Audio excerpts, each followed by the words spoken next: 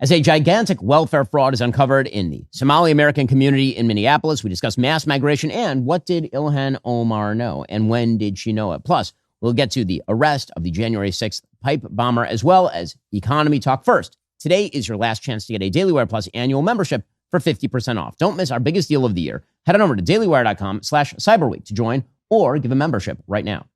Well, it seems that the Somali welfare fraud scandal is now breaking into full view, and it's hitting a lot of people who are elected officials. That includes, of course, the governor of Minnesota, Tim Walz, but apparently now it also includes possibly Ilhan Omar. So to understand why this matters so much, we have to understand this is all tied into a couple of major national issues. One, of course, is mass migration from third world countries. Is that something America should be pursuing? The second is a gigantic, unaccountable welfare state in which billions of dollars can simply go missing, and it takes years in order to uncover all of that. And those two stories are intertwined. Obviously, when it comes to the question of mass migration, the Trump administration has taken an incredibly strong position that mass migration, particularly from countries that do not cohere to American values, that mass migration should be significantly limited or curtailed. The Wall Street Journal reports today, quote, work permits issued to immigrants who have applied for asylum or a range of other humanitarian programs will now be valid for 18 months rather than 5 years under a new policy announced Thursday by the Trump administration.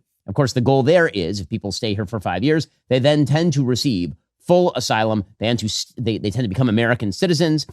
If they only stay for 18 months, then it is easier to review their cases and say, okay, well, now you can go back where you came from or to a third-party country. By forcing immigrants to renew their work permits more often, the government will have more opportunities to revet them, said Joe Edlow, director of U.S. Citizenship and Immigration Services. Edlow framed the change, which reverses a Biden-era policy, as the latest action by the administration to crack down on legal immigration in response to the shooting last week in Washington, D.C. of 2 National Guard members.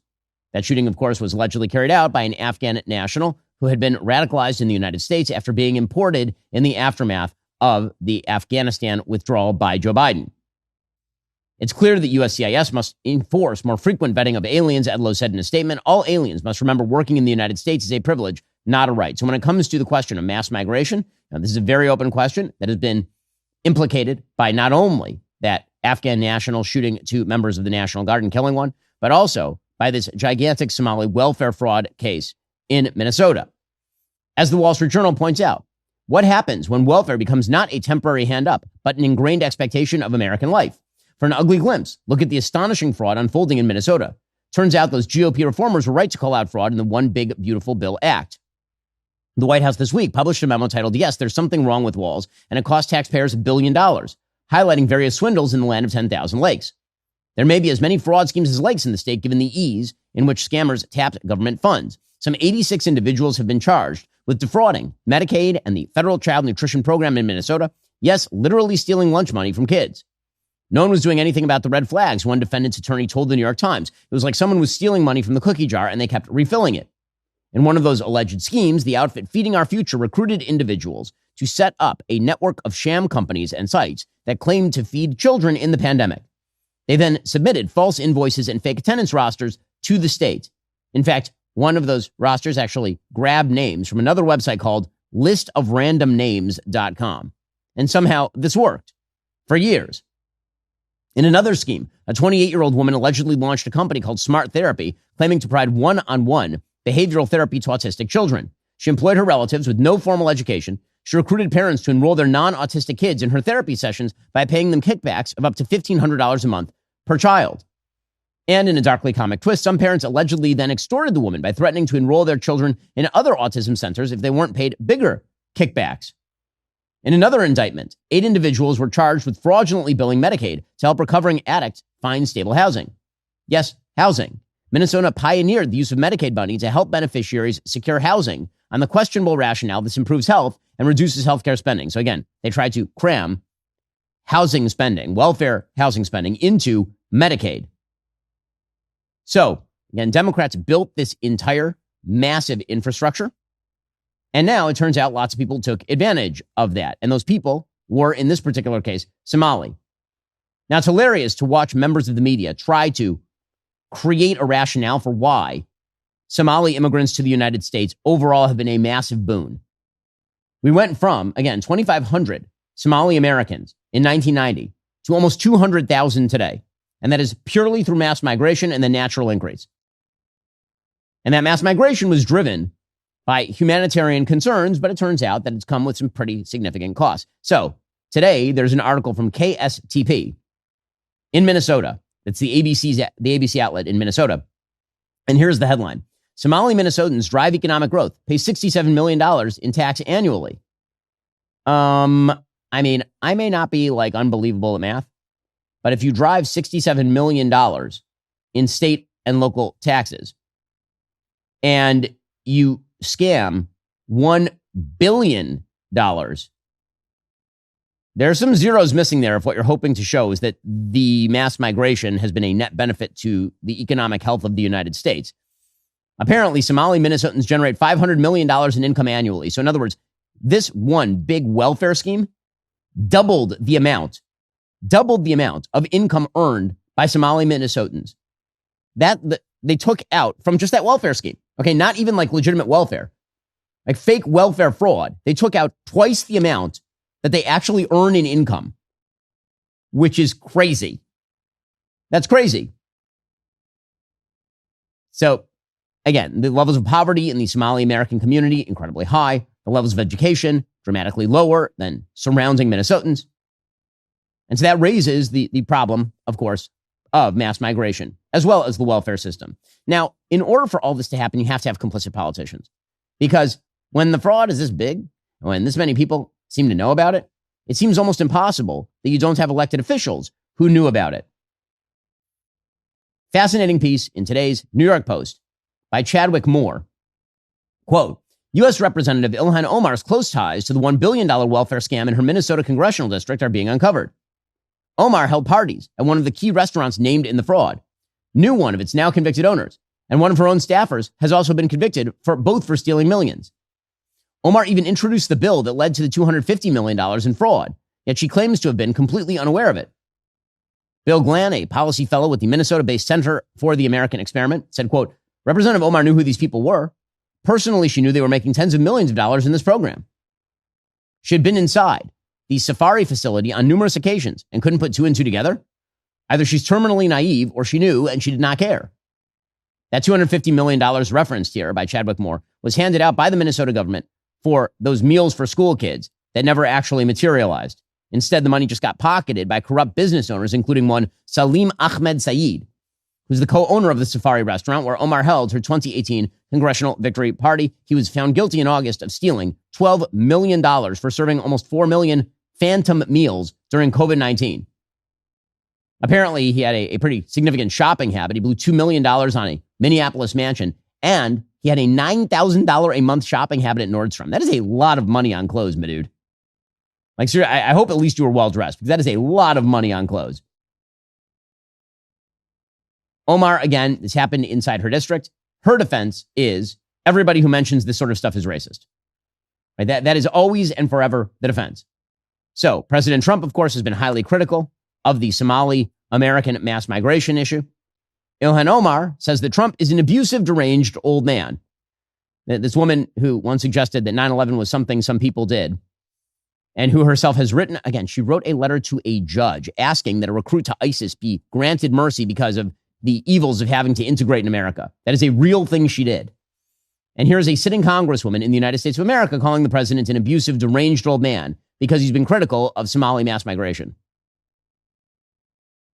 And I think the press, in many ways, that covers the White House, I think have gotten used to his bigotry. They all have, I think, that delayed reaction, and they've all gotten used to all of his lies. That's why there's rarely a follow-up. But they also have gotten used to his abuse. You know, you've seen him say to one female reporter, "Quiet, Biggie." You see him calling another one stupid and dumb. This is a very abusive, deranged old man.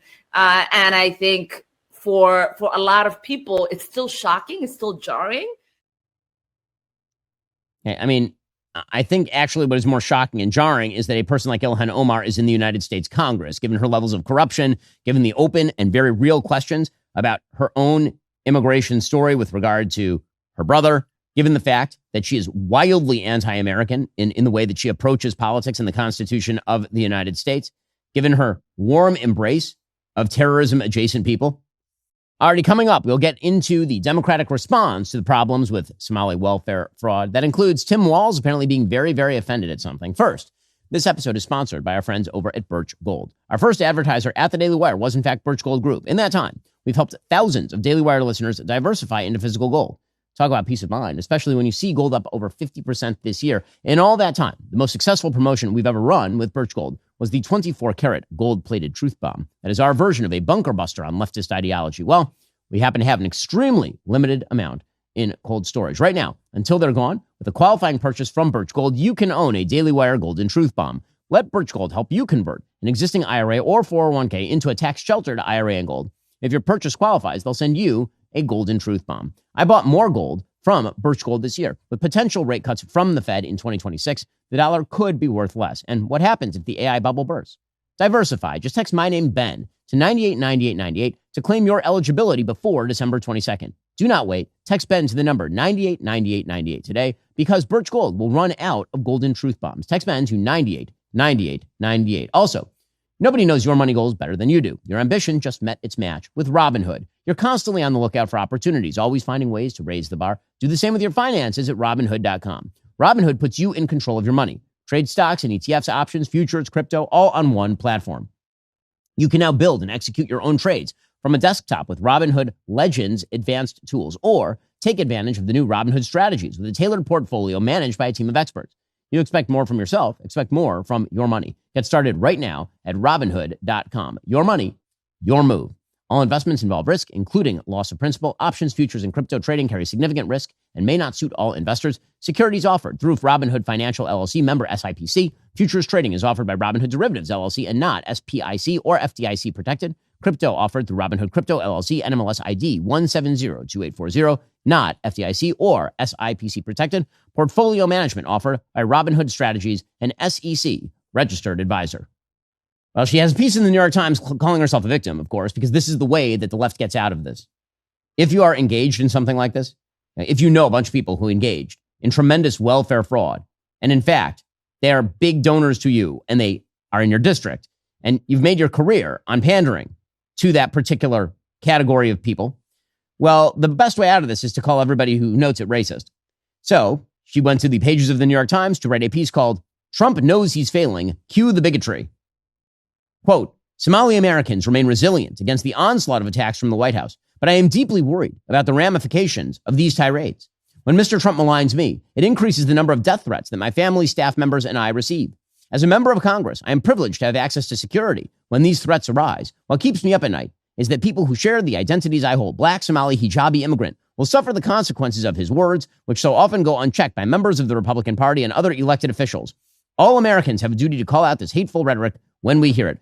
Listening to Ilhan Omar lecture people about calling out hateful rhetoric is truly an astonishing thing. I mean, truly an amazing and astonishing thing. The president's dehumanizing and dangerous attacks on minority immigrant communities are nothing new. And then she notes that the president tried to pause Muslim migration to the country, which of course is not an act of bigotry. That is a debatable proposition, but it is certainly well within the purview of the president. He has since falsely accused Haitian migrants of eating pets and referred to Haiti and African nations as bleep hole countries. Again, I'm still confused as to why labeling Haiti a bleep hole is remotely controversial. It is a horrible place to live. That is not a slur against the people who have to live in Haiti. It's not a slur against the landscape. That is a terrible place to live. If ever the descriptor bleep hole applied, I mean, Haiti seems like that would be kind of like the place to, I mean, does she disagree? Is it a great place to live? Did I miss it?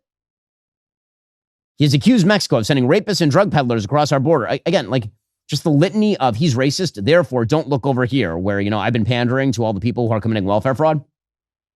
Pretty incredible stuff from Ilhan Omar. And again, the attempts by some of the most radical people in our society to spin themselves as victims is pretty incredible. It's an amazing thing. So, for example, the Council on American Islamic Relations, Minnesota director, a person named Jailani Hussein, went on national TV, on CNN, to claim that actually the real victims in the welfare fraud were not the taxpayers. The real victims were Somali Americans. I mean, sure, the crime was perpetrated by Somali Americans to the tune of $1 billion. But the real victims, the people who are really victimized in all of this are, Somali American. It's a hot take. It's a weird take, but I guess not that weird from a representative of one of the most dishonest Muslim Brotherhood associated organizations on planet Earth, the Council on American Islamic Relations. Of the 70 or so people charged in that case, most are members of the Somali community. Do you think that scandal is giving the White House ammunition for these attacks? I think this actually, first of all, fraud is wrong. In fact, this particular fraud impacts specifically low-income families, which many are Somali Americans. And in fact, they were victims in this particular moment. Okay, really? Like that? Okay. It's a take. It's a bit of a hot take. Jailani Hussein then went on to explain that President Trump is actually targeting Somali Americans, not because he is concerned about the impacts of mass migration on American life. No, it's because they're a success story. If I were going to name mass migration success stories, I'm not sure this would come at the top of the list.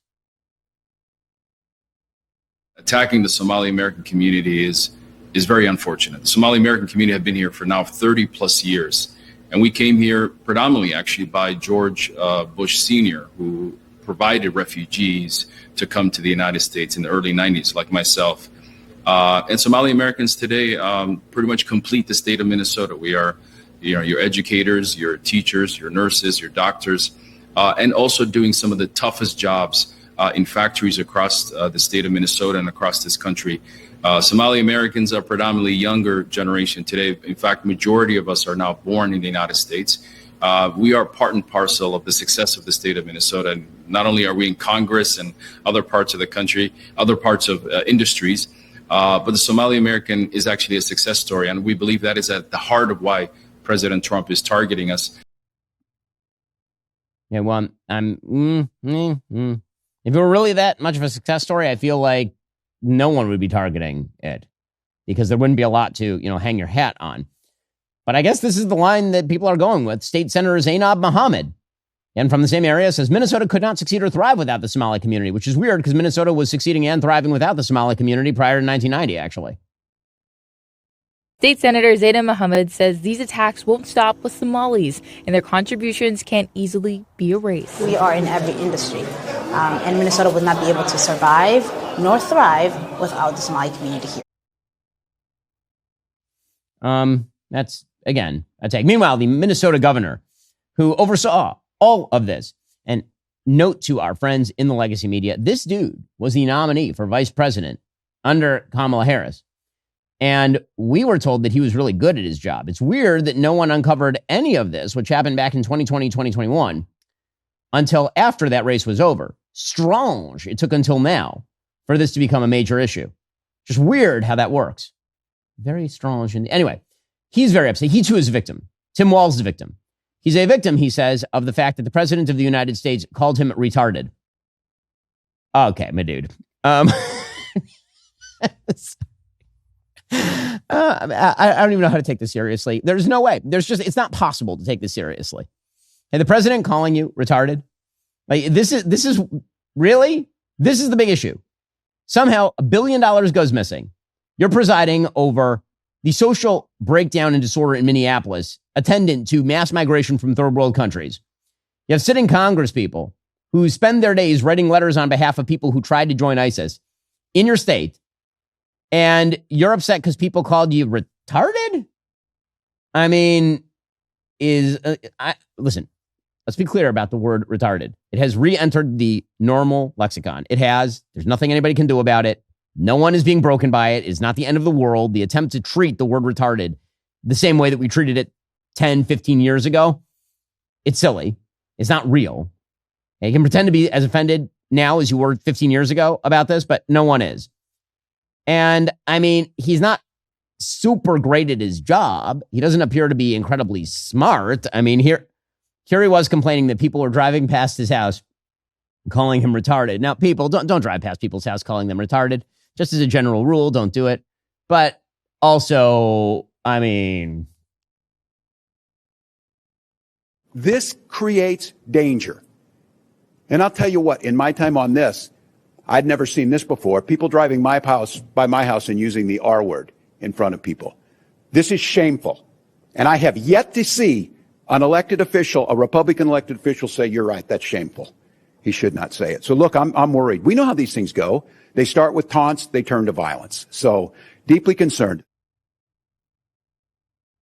I'm not really certain that the president calling him retarded is going to lead to violence against Tim Walz. I don't. By the way, of the things the president has called Tim Walz, this is like 8th on the list of offensiveness. Truly. Man, good luck with this argument. Really, really. Good luck for the Democrats with the argument that actually Somali American migration is the thing that has made America historically wonderful and awesome. That welfare fraud is not about the size of the welfare state, that it's about racism. That mass migration itself is a wonderful thing inherently, without any attempt to measure assimilation or economic mobility or education levels or anything. And also that the biggest problem of all is, of course, that someone called Tim Walz the R word. Okay, then. Already coming up, Secretary of War Pete Hegseth under fire from Democrats for something or other. First, this episode is sponsored by ZipRecruiter. So Christmas is coming up, and that means It's a Wonderful Life is going to be on my TV like all the time because that movie is unbelievable. Truly a great movie. Shockingly dark, that movie, actually. But to make a holiday favorite like that, it took a team of talented people, from actors to editors to props people, sound crew, and more. And when it comes to building such a team, whether it's for the entertainment industry or a wide range of other industries, you need to hire the right people, the best people. And the best way to do that is with ZipRecruiter. Right now, you can try it for free at ziprecruiter.com/dailywire. ZipRecruiter makes building your dream team incredibly simple. Their smart matching technology quickly connects you with top talent in your area, so you're not wasting time sifting through unqualified candidates. Plus, you get instant access to their resume database, where you can unlock contact information for the best candidates right away. It's no surprise they're the #1 rated hiring site on G2. Make your hiring a little merrier with ZipRecruiter. 4 out of 5 employers who post on ZipRecruiter get a quality candidate within day one. Just go to this exclusive web address right now to try ZipRecruiter for free. ZipRecruiter.com/dailywire. Again, that's ZipRecruiter.com/dailywire. ZipRecruiter, the smartest way to hire. Also, what's the common sense approach to keeping your home and family safe? Is it taking action after someone's already inside? Doesn't seem like it to me, but that's what most security companies actually offer. Our sponsor, SimpliSafe, does the opposite. They stop criminals before they enter your home. Now, that sounds like common sense to me. Before, not after. They do it with a double layer of defense. First, they've got AI cameras that detect threats early. Here's the key thing. They alert live agents, real people who actually speak directly to intruders. Hello, what are you doing? You're being watched. I would leave. And you know what? They actually do leave, because if they don't, then the cops come. Now, that's common sense. It's real security. There are no long-term contracts, no hidden fees. You can cancel anytime. Here at the studio, we've got SimpliSafe. Again, that means that when we leave for the day, we don't have to worry about whether our cameras are here when we come back in the morning. SimpliSafe has been named Best Home Security Systems by U.S. News & World Report 5 years running. They back it up with a 60-day money-back guarantee, so you can try it and see the difference for yourself. This month only, take 50% off any new system. This is one of the best prices you will ever see for SimpliSafe. Don't miss it. Hit simplysafe.com/Shapiro again. That's simplysafe.com/Shapiro and lock in your discount. There's no safe like SimpliSafe. Okay, meanwhile, Democrats are trying to glom onto another narrative. That narrative remains the Pete Hegseth narrative. I said the other day that no one cares about the Pete Hegseth second strike narrative. And I will amend that. A few Democrats care. No one else cares. And the reason no one else cares is because the story does not appear to be true. It does not appear to be true. Remember, it was one Washington Post story that said that apparently Pete Hegseth said kill them all about the nuking of the hitting with a Hellfire missile, a cocaine boat coming from Venezuela that may or may not have had fentanyl on it. And then he apparently walked out of the room. The Washington Post didn't report the walking out of the room. The Washington Post said he ordered a second strike. Okay, it appears that part isn't true. There are 0 witnesses, 0, who say that he ordered the second strike on the people who were in the water. Okay, nonetheless, Democrats are very upset. According to the Wall Street Journal, Navy Admiral Frank Mitch Bradley, in a closed-door briefing for lawmakers, defended a controversial September 2nd attack on alleged drug boats in the Caribbean. But Democrats found new grounds to question the legality of the strike after viewing a video of the attack. Bradley told lawmakers the 2 men who survived an initial strike on the boat attempted to continue their drug run, making them viable legal targets, according to 2 defense officials. The admiral played footage of the hours-long incident, including his decision to order that follow-up strike, killing the 2 survivors. So Representative Adam Smith of Washington and Representative Jim Himes issued a joint statement condemning the strike. They said, quote, "The video we saw today showed two shipwrecked individuals who had no means to move, much less pose an immediate threat, and yet they were killed by the United States military." Defense officials said the survivors were aboard the heavily damaged vessel. They were still attempting to salvage packages of drugs, and apparently they were still communicating with fellow narco traffickers via radio, right? So that's the claim being made by the Defense Department. But apparently, according to Adam Smith, there's no way you could have looked at that video and found a lick of evidence there were any drugs anywhere around the tiny little piece of the boat that was still sticking above the surface of the water. There was nothing to see.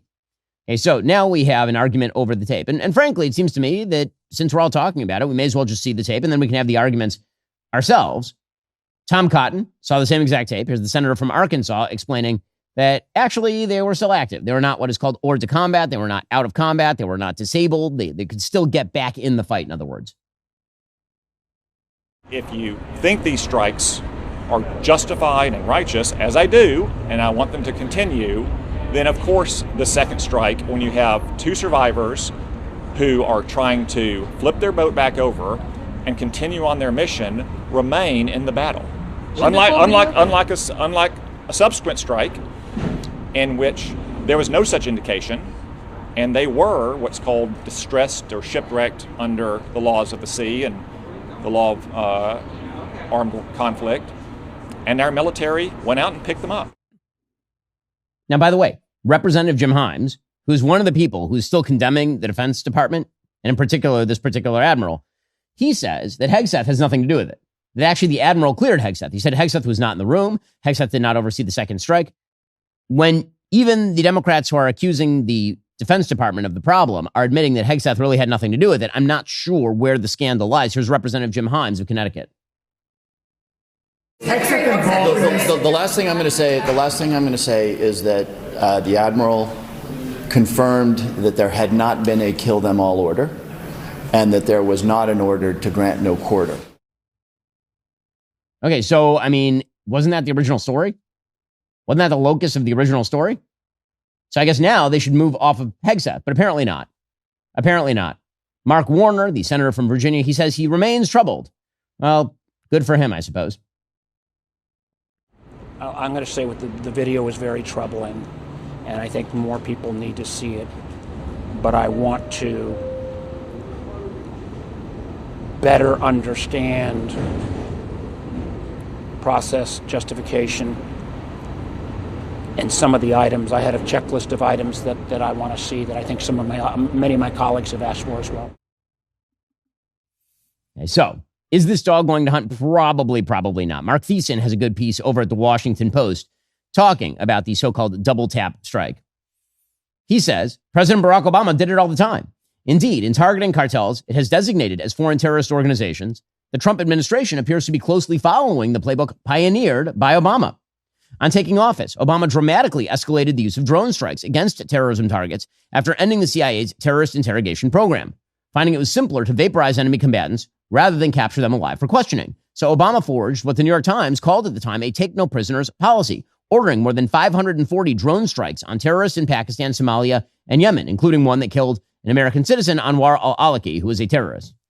The strikes that Obama ordered were similar to those Trump has carried out in the waters off Venezuela. Obama used what were called signature strikes, in which the U.S. targeted patterns of behavior denoting terrorist activity, even when the precise identity of the individuals being targeted was unknown. And he routinely carried out so-called double tap strikes, hitting a target once, and then striking again to take out any survivors or other terrorists who rushed to the scene after the initial hit. David Shedd, former deputy director and acting director of the DIA in the Obama administration, said, quote, "We used double taps all the time. You would get the initial signature off of a target that's been hit, and if you saw that they squirted and were injured, you hit them again. In fact," he said, "there was often a second predator ready to go. That was fully expected to be used if you didn't have 100% coming out of the first hit, and maybe a third hit." He said it was done routinely. There was bipartisan support on the Hill for doing it. Obama personally approved the kill lists. By the way, those kill lists, according to one estimate, killed up to 3,800 people. So, again, I just don't think this is going anywhere for the Democrats. The Democrats do, apparently, in all of this, have one more ripe line of attack. And that line of attack is the fact that people still think things are too expensive. Now, as I've explained many times, President Trump and any president handed an inflationary economy over the course of the last 4 or 5 years is going to have a problem. The reason is, even if you stabilize the prices, that's not actually what people want. What people say they want and what they want, two different things. When people say they want the inflation to stop, they don't mean they want the inflation to stop. They mean they want deflation. They want lower prices than currently exist. Not that if a box of cereal cost $5 a year ago, it should also cost $5 today. What they mean is that if a box of cereal cost $5 last year, it should cost $4 today. That's what they want. They want actual deflation. And what Trump is saying, quite correctly, is, well, you said you wanted me to stop the inflation. The inflation's running a little hotter than normal, but not much. I mean, we're at like 2.5%, 3%, as opposed to 9 to 11% under Joe Biden. And in that sense, Trump's been handed an unenviable job, because really the only way to radically decrease prices, as we have discussed many times on the show, is to either radically increase supply or to lower demand. Lowering demand typically comes along with a recession. Increase in supply comes with productivity increases. The problem when it comes to food, for example, is that productivity increases, we're pretty productive. We have a lot of food, like a lot of food. And so the price of food is unlikely to come down unless demand drops off in some significant way. With that said, the polling shows that when people feel stretched, they blame whoever is in office. Politico has a poll out showing that almost half of Americans say the cost of living in the U.S. is the worst they can remember it being, a view held by 37% of 2024 Trump voters. Now, by the way, that can certainly be true, because, again, if it's 3% higher this year than it was last year, and last year it was 11% higher than the year before, well, it is, in fact, the worst that it has ever been in terms of affordability, in terms of pricing. I mean, that's reality, but it doesn't mean that things are escalating as poorly under Donald Trump as they were under Joe Biden. They're not even remotely. Americans also say the affordability crisis is now Trump's responsibility, with 46% saying it is his economy now, and that his administration is responsible for the costs they struggle with. Now, again, that shouldn't be a shock. He's the current president of the United States. What are they going to say? That it was, Biden still? Like, what difference would that make? GOP strategist Ford O'Connell said after that last Tennessee election, that Tennessee Congressional 7 election, in which the Republican beat the Democrat by 9 points, it's a small warning. It's one that Republicans need to understand. So, again, there need to be radical productivity increases.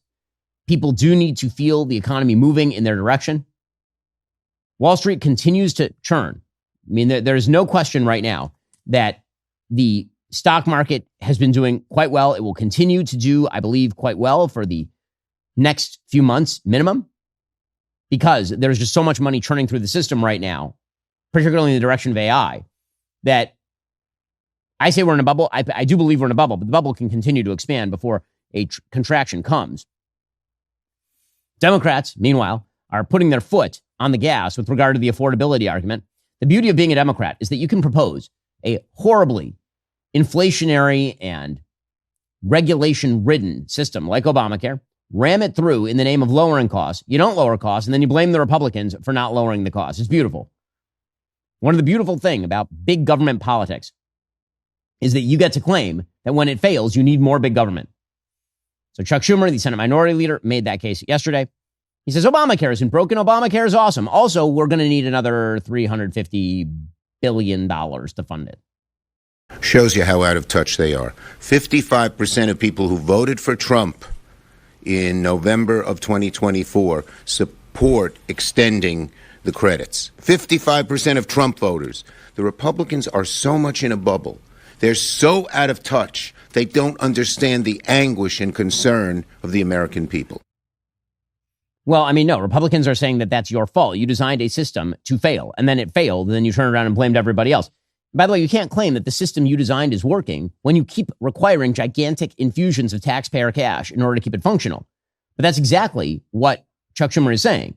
He says that it is necessary for Trump to extend the ACA tax credits. What Trump ought to do is talk to the Republican senators and say, vote for this proposal. That's the way to solve the problem. That's just about the only way to solve the problem before the January 1st deadline. Then, I mean, look at it. They don't even have a plan. They don't even have two plans they're divided about. They're all over the lot saying many different things, fighting with each other. It's crazy. It's just crazy on such an important issue that they would have that.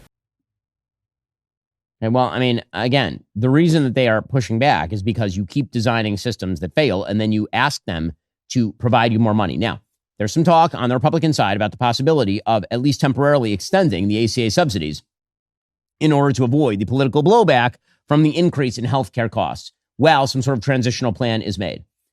I could see that as a compromise solution if there is an actual alternative plan that takes form over the course of the next year. And so you package ACA tax subsidies, which are basically just giveaways. You package those with actual changes put in place over the course of the next year or two before President Trump has to leave office in order to actually course correct the system. That would be the only fair trade here. Democrats, however, are saying that they want essentially a clean ACA tax subsidy expansion. They don't want to change anything, which of course is a road to more and more and more government interventionism. That is why Republicans are resisting. Already coming up, the pipe bomber from January 6th has now been arrested. We'll bring you the details. First, this is it, the very last day. There are no more days to get 50% off your new annual DailyWire Plus membership. Let me repeat that. 50% off DailyWire Plus annual memberships. That ends tonight. Now is the time to lock in our best deal of the year and get everything we make, including that incredible 7-part series, The Pendragon Cycle, Rise of the Merlin. 50% off DailyWire Plus annual memberships. It will not return for another year. Do not miss this deal. Join right now at dailywire.com/cyberweek. All right, folks, get ready for some fast facts. The DOJ has now announced that the pipe bomber from January 6th was arrested, which is pretty amazing because, again, January 6th, last I checked the calendar, was over 4 years ago. So well done by the FBI and the DOJ for actually figuring out who planted a pipe bomb, multiple actually, outside the RNC and the DNC ahead of the January 6th riots.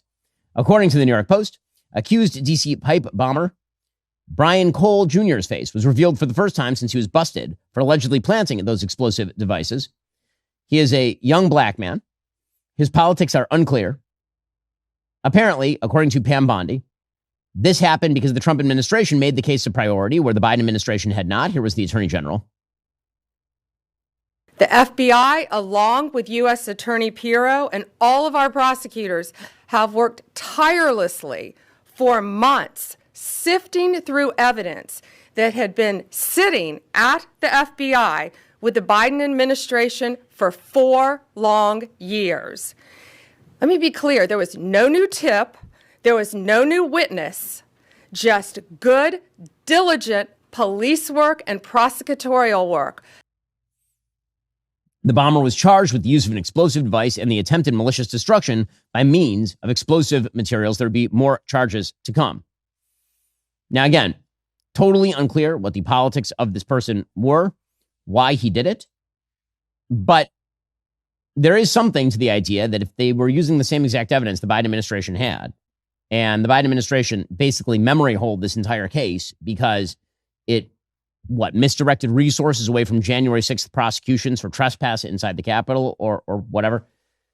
Politicization of justice is always a bad thing. Democrats, by the way, are trying to play the reverse. So meanwhile, Mark Warner, senator from Virginia, he's saying that the DOJ is picking and choosing by actually taking time to find the pipe bomber. It kind of makes me, looking at this crowd, doing a victory lap when all the senior FBI officials across all key divisions have been fired for political purposes, when in some field offices up to 45% of the FBI officers who were doing things like counter-espionage and cyber have been assigned to do immigration cases. It's a little rich that they're saying the America is safer. How much earlier could we have caught this guy if resources hadn't been diverted? And I hope it would also remind folks that on January 6th, I was here at the Capitol on January 6th. It was an ugly, awful day. And this administration and this president basically pardoned all the perpetrators. You know, it's that kind of picking and choosing of facts from this crowd that makes me a little bit crazy. Okay, so I'm just wondering why you had to look for an angle on how the arrest of the pipe bomber was bad. Why do Democrats do that? Why do they always feel necessity? It's like the magic of Trump. Trump does an obviously good thing. Members of his administration do an obviously good thing, and Democrats have to somehow come up with a rationale for why it's actually a bad thing. Can't we just say, like, it's good that the pipe bomber was arrested? Meanwhile, there was, in fact, a large-scale screw-up with regard to the pipe bomber. There was a report from the media outlet The Blaze that misidentified the alleged pipe bomber We are now finding out new details about how that happened. Apparently, according to CBS News, multiple sources said a unit overseen by Director of National Intelligence Tulsi Gabbard drafted a memo identifying the woman and describing allegations she had placed the explosive devices outside the RNC and DNC. The memo was written after ODNI was made aware of allegations from an outside source, according to the ODNI. Apparently, the agency received a tip from a person affiliated with the media organization about potential criminal wrongdoing by an individual believing to be working at an intelligence agency and documenting it in a memo. And then a copy of the unfinished memo was given to senior staff at the security officer's workplace. And then a short time after that unfinished memo began to circulate, Blaze News published details similar to those in the draft, including the woman's full name. So that doesn't seem particularly great. That seems like a bad way to do law enforcement, shall we say, and gathering of evidence. All right, meanwhile, in gigantic media news, Netflix is going to buy Warner Brothers, apparently. Of course, that's a big win for Netflix. They were up against Paramount, Skydance, as well as Comcast. Warner Brothers has some pretty significant assets. That includes HBO Max. It includes all the Batman properties, for example. The transaction is comprised of cash and stock. It's valued at about $27.75 per Warner Brothers share. So the equity value of the deal is $72 billion. Total enterprise value, $82.7 billion. That is a hefty chunk of change right there. That will help Netflix. Netflix has been, I think, struggling to bring aboard excellent content recently. And so bringing on the Wizard of Oz and the Harry Potter franchise and the DC Comics universe, as well as The Sopranos, Game of Thrones, these like big wins for Netflix. For sure, for sure. Netflix co-CEO Ted Sarandos said, I know some of you are surprised we're making this acquisition. I understand why. We have already made incredible shows and movies and a great business model.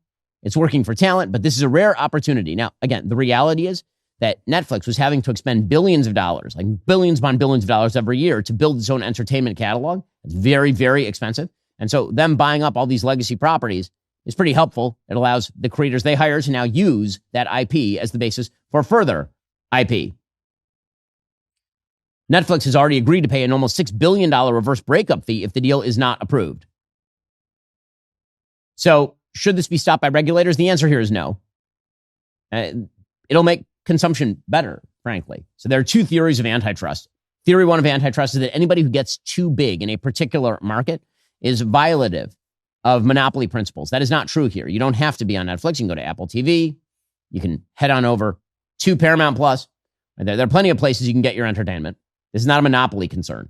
The other is, does it make it worse for consumers? And the answer here is almost certainly the opposite. It probably makes it better. You'll see consolidation.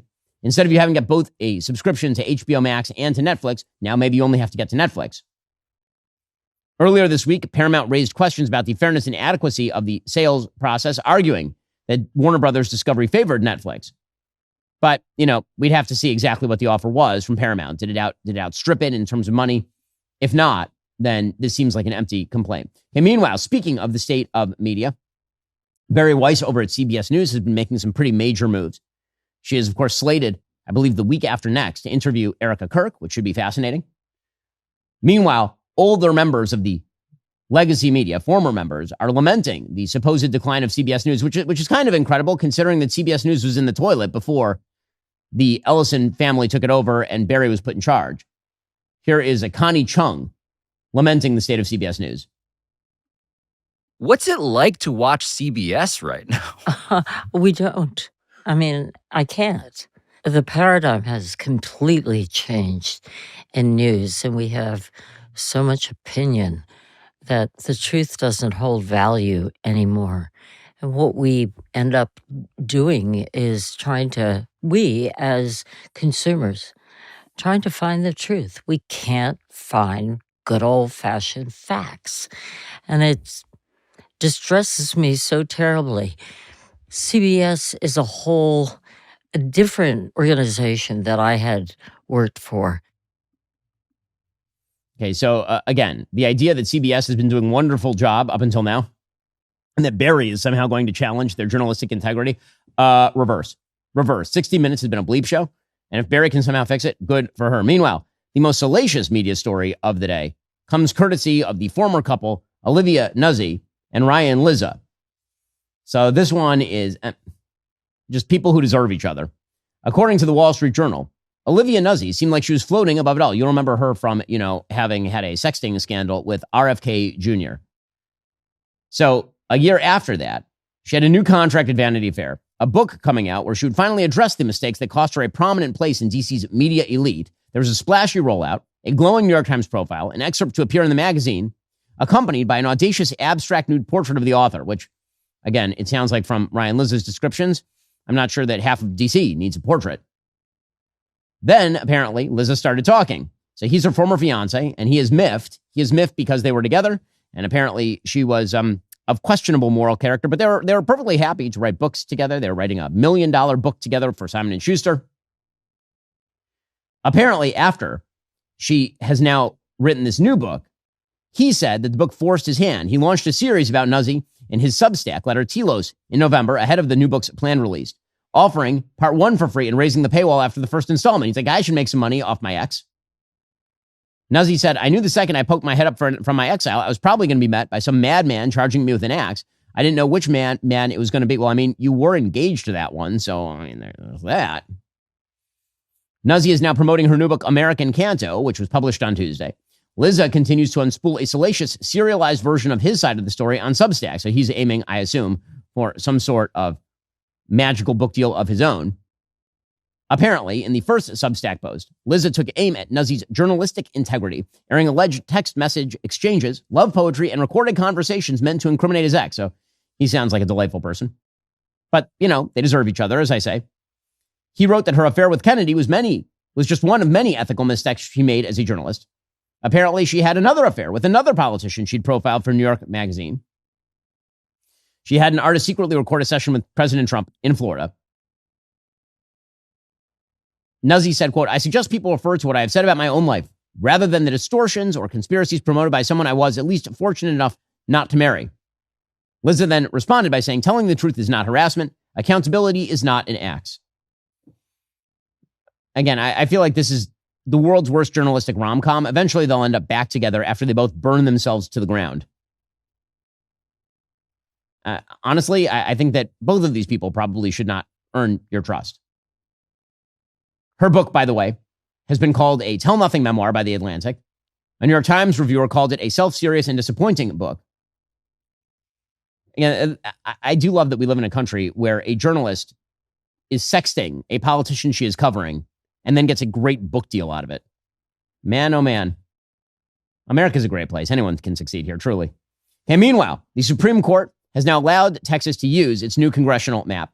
So you'll recall that there were some questions about whether Texas's redistricting was ever going to go forward via the court system. That would have been a big defeat for Republicans if they had tried to redistrict in Texas and only in exchange received a redistricting in California, adding Democrat seats. Instead, the Supreme Court said that it will allow Texas to use a congressional map, adding as many as 5 Republican seats for next year's midterm elections. The justices on Thursday set aside a lower court decision from last month that blocked the new electoral lines in order for Texas to use existing ones. The unsigned order from the Supreme Court said the district court improperly inserted itself into an active primary campaign, causing much confusion and upsetting the delicate federal-state balance in elections. The court's 3 liberal justices dissented, and Elena Kagan accused the majority of substituting its own judgment for the lower court's factual findings.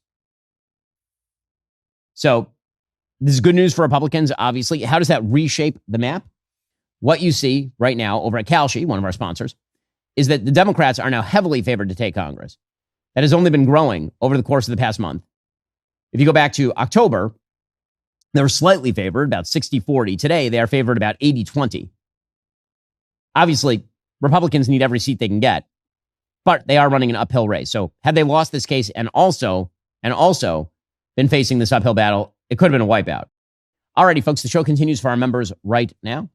I'm going to be jumping into that vaunted Ben Shapiro Show mailbag and answering some of your questions. Remember, in order to watch, you have to be a member. If you're not a member, become a member. Use code Shapiro at checkout for 2 months free on all annual plans. Click that link in the description and join us. All of this is an illusion, an echo of a voice that has died. And soon that echo will cease.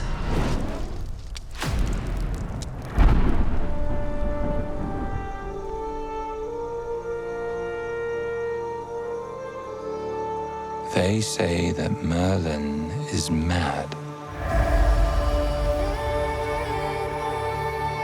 They say he was a king in David, the son of a princess of lost Atlantis. They say the future and the past are known to him, that the fire and the wind tell him their secrets, that the magic of the hill folk and druids come forth at his easy command.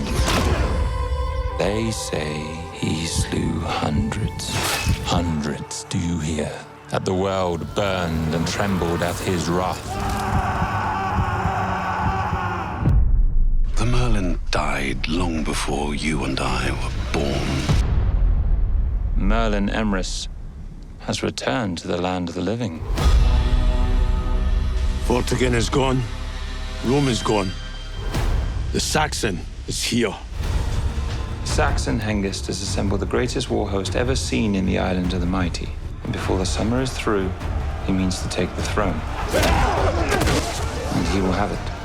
If we are too busy squabbling amongst ourselves to take up arms against him, here is your hope. A king will arise to hold all Britain in his hand. A high king who will be the wonder of the world. You. To a future of peace. There'll be no peace in these lands till we are all dust. Men of the Island of the Mighty, you stand together. You stand as Britons. You stand as one. Great darkness is falling upon this land. These brothers are our only hope to stand against it. Not our only hope. They say Merlin slew 70 men with his own hands. At Cathay, he slew 500. No man is capable of such a thing. The mortal man.